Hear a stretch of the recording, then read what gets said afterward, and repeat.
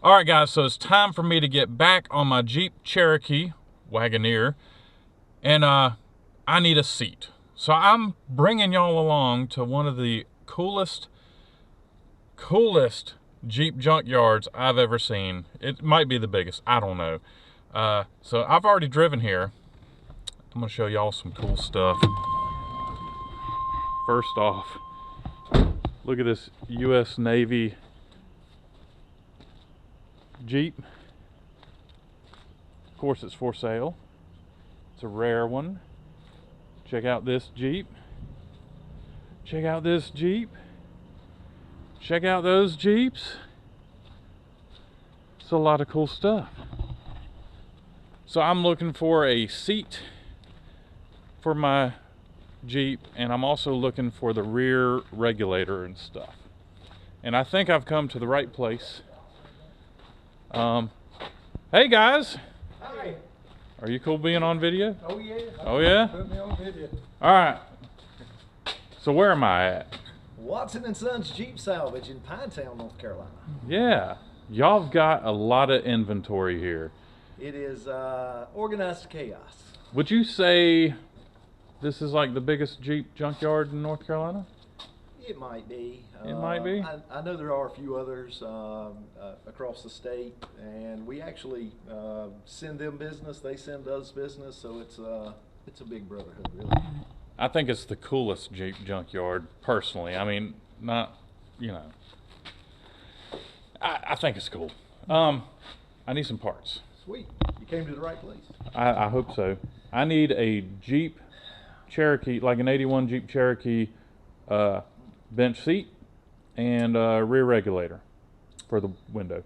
You need the stationary, like a front row bench seat. I need the front row bench seat. All right. Pretty sure we have one over here in our Wagoneer area. Uh-huh. And what else was it? The regulator for the rear, the back glass for the Jeep. Not the back glass, but the regulator. Power or manual? Manual, I believe. Need to look, but you might get lucky on that one. Okay. Is that like a rare thing? Yeah, we see tons of the power regulators. Yeah. The manual is kind of a base model. Well, mine is the Cherokee. Yeah, so probably didn't have all the power options, all the bells and whistles, so we might have one. Yeah. Haven't seen many of them, but we have seen a few. It's got a good run in inline six and a manual transmission. Hard to beat that drivetrain. Yeah. Cool. All right, so we're going to go searching for the parts, and hopefully we're going to find something pretty nice. It had a manual regulator too. I think this one was like a forestry truck. Uh-huh. Out west. A guy from Indiana brought us this in trade on a Wagoneer he bought from us. But there's the bench seat. That seat looks acceptable, sir. Yeah, a little 409, a little Nike action. Hey man, and you're good to go. It's going to match what I've got perfectly. In fact, we might want to put a few more rips in it. Okay. Well, that will occur at disassembly, so just bear with us. Okay.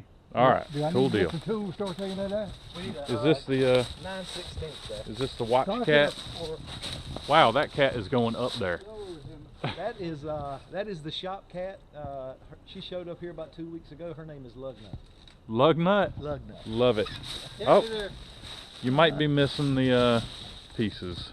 Yep. So we've got another area where we store parts we've already taken off. We'll check that for you. This one looks pretty good. It was all things considered, it was not bad.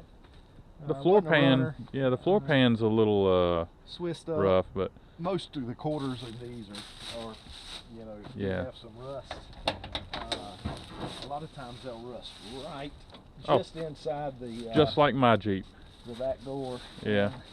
I'm gonna that is this one a seamed area. That one's not too solid. bad. Now I gotta ask for my viewers, are many of these for sale, or are they just parts? These are parts rigs. They don't have titles. We're a North Carolina registered scrap dealer. Okay. So we have to register the VINs with the Nvidia system, which shows the VIN number in the national computer as a scrap VIN. But all the parts loads of parts. We probably have 50 or 60 full-size Jeep rigs for parts. And we do a lot of trading, so we get new stuff coming in on a weekly basis. Okay. Well, before your dad gets too far on removing that seat, how much is the seat? 80 bucks. 80 bucks. Yep. That is acceptable. I will take it. That is not. Yeah. So y'all also have all Jeeps. We up to a point we have Willis parts. We have some Kaiser parts. Lots of CJ parts, full-size Jeeps, into the Wranglers up to about 07, 08. Yeah, and you have inventory. I see you have a trailer full of inventory that came in today. We did, right? We cleaned out another Jeep shop in the Virginia Beach area. They wanted to sell some of their excess parts and gave us a call, and ran up today and got a truck and trailer load. And nice. Getting ready to add them to inventory. So I have a 92 Wrangler. I bet you don't have a hard top for it yet. I do not. They come and go though, right? Quickly. That is a coveted item in the YJ world. So how much do you sell those for? Depending on condition, anywhere from $350 to about $750 for a really nice one. Okay.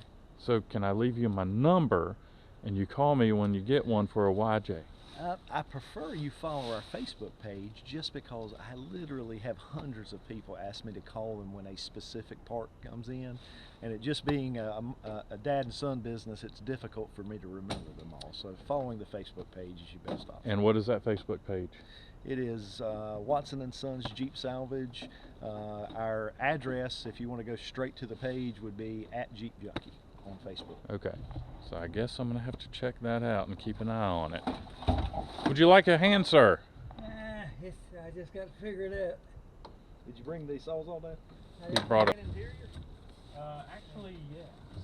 What are you putting this in, a Cherokee like this? Yes, sir. Nice ashtray on there too. Hey, ashtray goes with it. Oh, it definitely goes with it. All the trouble you put in there, it goes with it. There's the seat, guys. I'm gonna get it in the truck and then we're gonna look for a regulator. Okay, so we got the seat loaded in the back of my Suburban. Now we're gonna look for a regulator. A lot of cool stuff around here. It's a pretty cool Jeep. Loose parts are this way. Shop kitty. Leg net. Smaller items this direction. This area is all full-size Jeep parts. Got tons of regulators. Most of them are electric, but That one looks pretty good. that one is the manual. Looks like it's jumped a few teeth, but I think you could Probably just kind of twist it and get her back in line. reset it. Yeah, I'll get a screwdriver. Yep, that just needs to be reset there. And I think you're back in business. Nice. And believe it or not, the tips there aren't rusted off, which is very common. So for 40 bucks, you'd be back in business. I'll take it. Great. All right. Thank you, sir. Now, I think that's everything, but it looks like you got pretty much anything I want anytime I need it. I don't know about that, but we had it at one time or another. And it'll come back again. Okay. I saw you had a M715 fender out there. I do have a few M715 parts. Hadn't had one lately, so they're starting to dwindle. I think we've got a cab left and a few axles. I do have a few Tornado motors. Well, you can keep those. Yeah, that's for the purist, of course. But we're always looking for the next Jeep to buy, so we never know what's coming in week to week. Gotcha. All right, and I see you have some Ford controls out there. We do. We last year we got really fortunate and made contact with an estate that was selling a gentleman's collection out of Wake Forest. And we bought 13 Ford controls, 4 M38 A1s, and a couple of other Jeeps in one fell swoop. And it took us about 8 months to get all of the inventory here, but Yeah. We were pretty excited because it was our first forward control addition to the yard, and of course we added 13 at one time. Okay. Do any of these have titles? They do not. Dang. That's a shame. It is. Neat pieces from the 60s. Yeah. Plenty of parts. Awesome. There's another military one. That Four-door. one's actually going to Canada. Is it? That one is sold. That is sweet. I'd keep the bullet hole in it. Alright. So it's getting late, guys. I got to get home. So if y'all want any Jeep parts, make sure you contact these guys. And they might have exactly what you need. So let's get back to the shop and put these parts on the Jeep. So here I am back at the Cars and Cameras headquarters. We have our seat sitting in the back of the Jeep. And let me show you what we're working with here. Before I can put the seat in, I need to do some work on the floor. And I'm going to show you how to do rust repair with no welding. I'm not saying it's the right way, but I have no access to a welder right now. So this is how I'm going to do it without welding. So this is what we're working with. The floors are pretty bad. So I am going to kind of fiberglass the floors. It's not the best fix, but I have a fuel tank in this Jeep underneath this floor, and it's plastic. If I do any welding and I have one of them little hot boogers come off my hot molten metal come off my weld and on top of the tank, it could possibly burn through and into the fuel.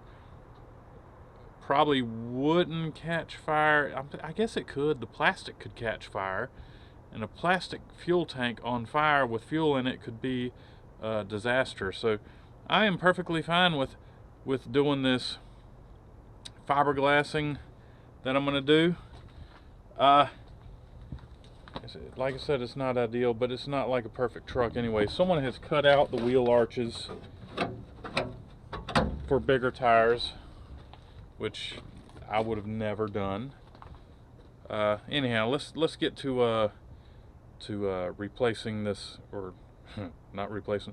I really was gonna put in metal, but just too many things against me right now. So what you need to do this job, you need some nitrile gloves, you need some wire wheels, you need a drill for the wire wheels, you need some fiberglass, and I am not going to use fiberglass resin. I am going to use 415 as the resin.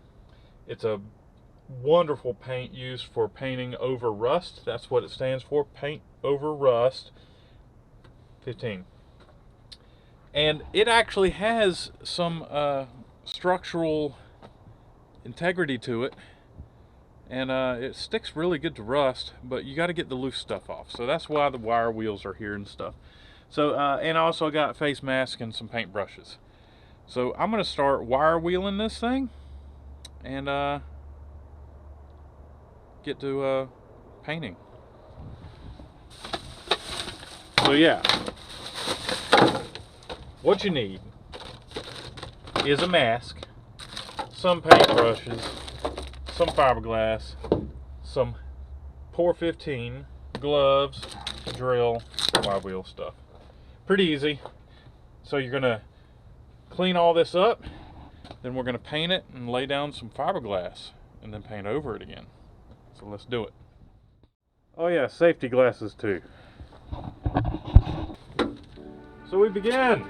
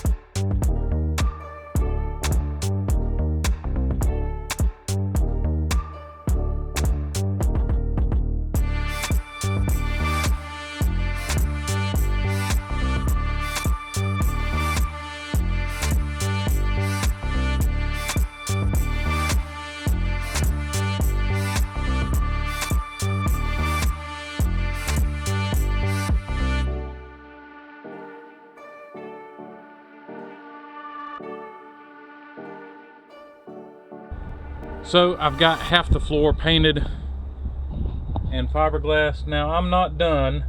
I've got to put another coat of the Pour 15 on this fiberglass, and I got to make sure it's down pretty good. So that's about what it'll look like. This will look a little bit shinier when I'm done, when I put that other coat on it. But all the holes are filled in. There was a really big one right here in the corner here, and you see the fiberglass kind of forms to the original body lines and stuff. It's kind of cool. So yeah, you can kind of see where it was at, like right there maybe. Alright, so while the paint is drying,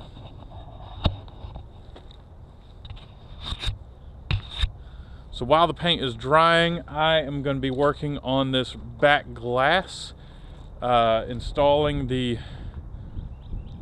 repairing the regulator, installing it with the glass, and hopefully I'll have a back glass that rolls up and down. So let's see what. So before I even move the seat to get to the window unit, I'm going to clean it, because I am tired of getting this nasty mold and stuff on my hands. So I've got some cleaner here. We're going to just kind of spray it, and we're going to wipe her down, because like I said, I'm tired of getting this stuff on my hands. My hands are turning black.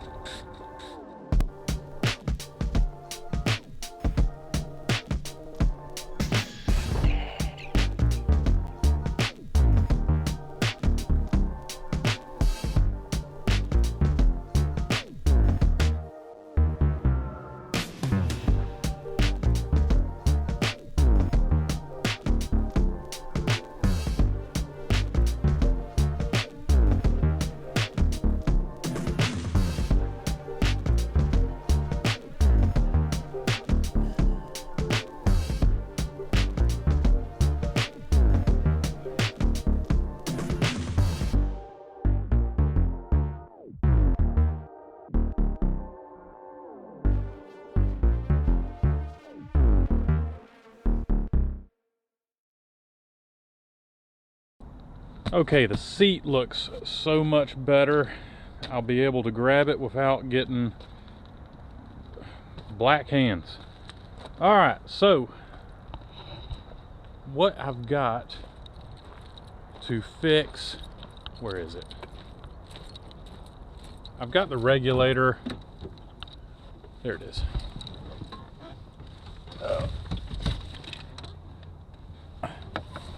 So I've got this regulator, which is damaged, but I got it at a discount. It's got a part that I can take off, and then I can get my other regulator working. So it is sitting in the seat here.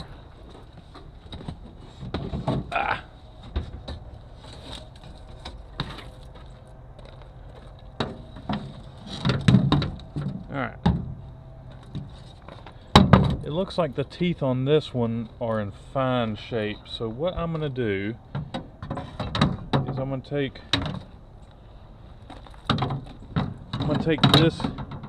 this off, and I'm going to install it on here. Yeah. So all I've got to do is cut those rivets, and I should be able to install it on here, and I'll just use little screws to put it together. Are those like those guides or something? I think, yeah, they are. Yeah, this one's missing those guides.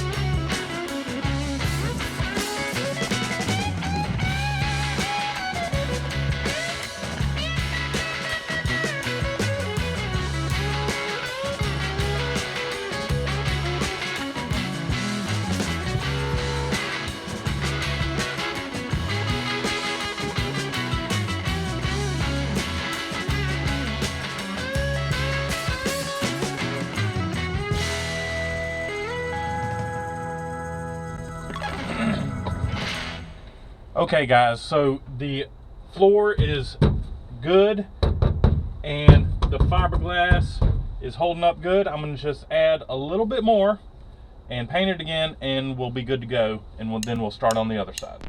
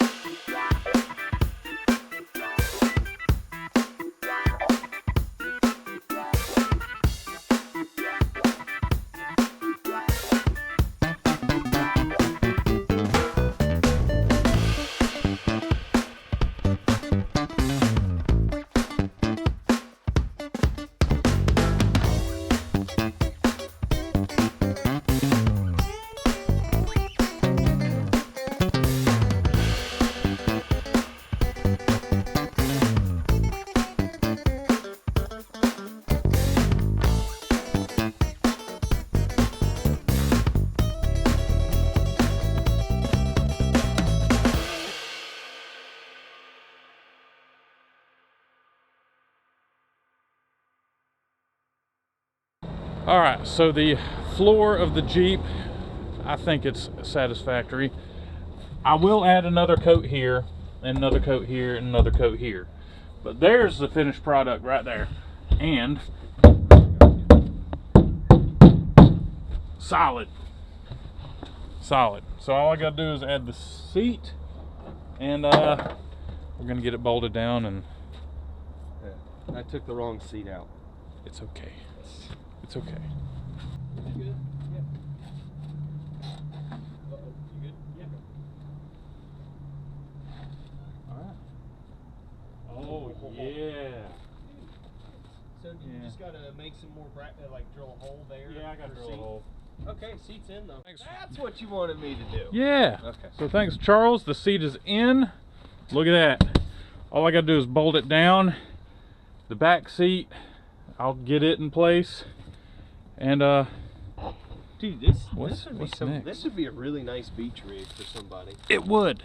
It would, because it's got all the rust and stuff in it Well, I mean, already. yeah, you put a cooler bracket up front, rod holders in the back. You can, I mean, shoot, Dude, there's that guy at the beach that has all the blue ones. Yeah, For that's right. The They- crab guy or whatever. And then Well, thanks, buddy. but yeah, they'd have a bunch of these Jeeps out there, and the tourists would pay money to ride in the back Dude, of them. I love these Jeeps. Yeah, They're great.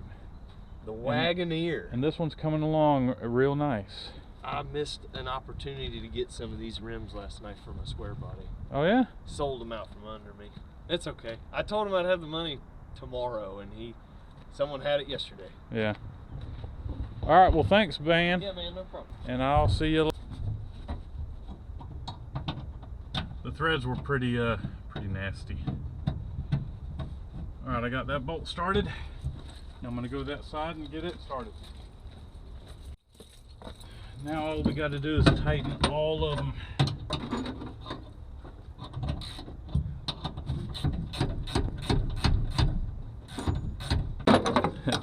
So the seats are kind of low, but you can see with the ratchet wrench, it just cinches it on down.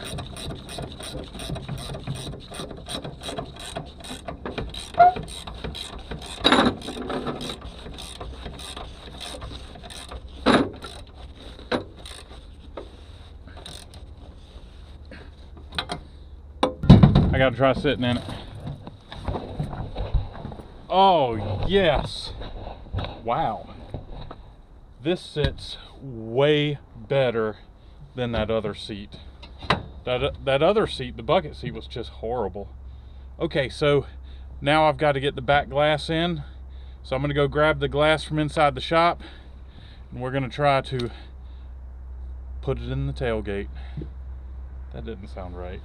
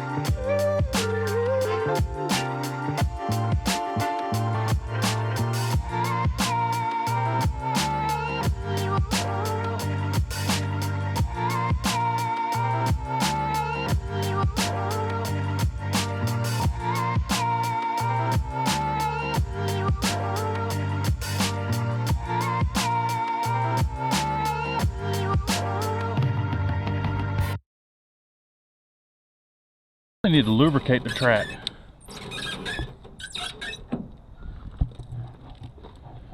I'm going to help the window up some, and we're going to let the glue finish drying, and then the back window will be done. Look at that. Back window's in, guys. That is awesome. The floors are done, the seat is in. I need to do some more to the back seat, but hey, this is fantastic. All right, guys. So, it is Thursday, and I've got to edit this video for tomorrow. This looks so good. So, guys, thanks for watching. This Jeep is coming along real nice. Maybe the next video will be it being on the road. I don't know. We'll see. So guys, thanks for watching, and I'll catch y'all later. Awesome. Happy Father's Day, Dad.